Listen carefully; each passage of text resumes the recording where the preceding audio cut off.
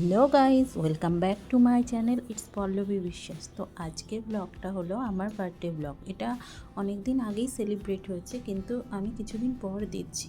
তো দেখো, আমি বাড়ি চলে গেছি, আর মা দুপুরে আমাকে এই খাবারগুলো সাজিয়ে দিয়েছিল, মা রান্না করেছিল যা, তা সেটা দিয়েই দুপুরে খেয়ে নিচ্ছি।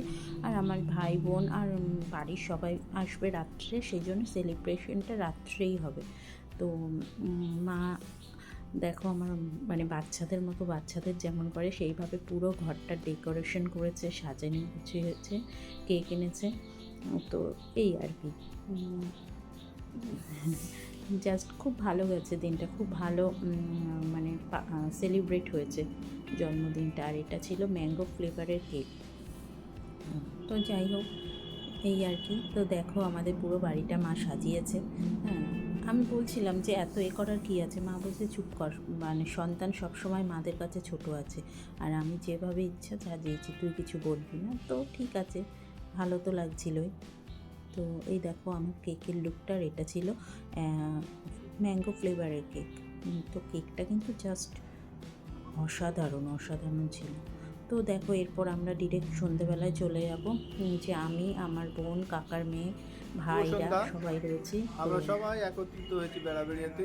এই যেসব আদরণীয় গেস্ট, এখানে আজকে চিফ গেস্ট পল্লবী দাস বিশ্বাস। সেলিব্রেট পল্লবীর আজ হচ্ছে। জন্মদিন হচ্ছে, আর দেখো দেশলে জ্বালানোর চেষ্টা করছে পল্লবীরই ভাই, কিন্তু সে এই মনে হচ্ছে সক্ষম হবে হবে হবে হবে ঘির করে করছে, তাও হচ্ছে না।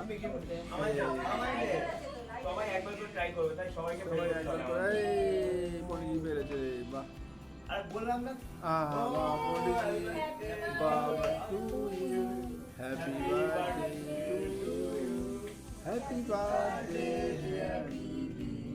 Happy birthday to you. বাহ, কেক খাওয়া শুরু হয়েছে। এই একজনে কেক খেয়ে নিল, একটু কেক খায় না ওই।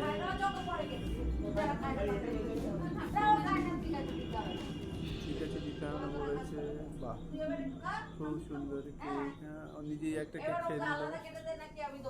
বা সে দেখি। হাই গাইস, আমি অঙ্কুশ। আজকে আমি সবার সামনে এসেছি, দেখতে পাচ্ছেন। হ্যাঁ, এখানে এনার বাইরে এটা আমার গরমে ওইসব করতে হবে। কেক মাখানোর জন্য, তাও এই যে এক গাল কেক মেখে দিলাম।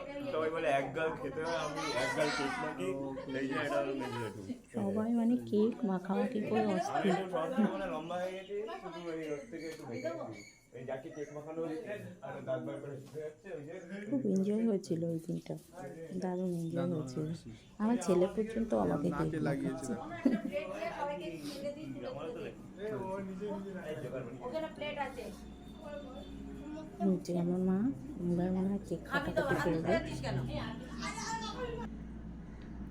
তারপরে একটা বড় বেলুন ফাটানো হলো, তার মধ্যে চকলেট দিয়েছিল সেটা। আর রান্নাবান্না তো আগেই আমি আর মা করে রেখেছিলাম, চিকেন আর ফ্রাইড রাইস।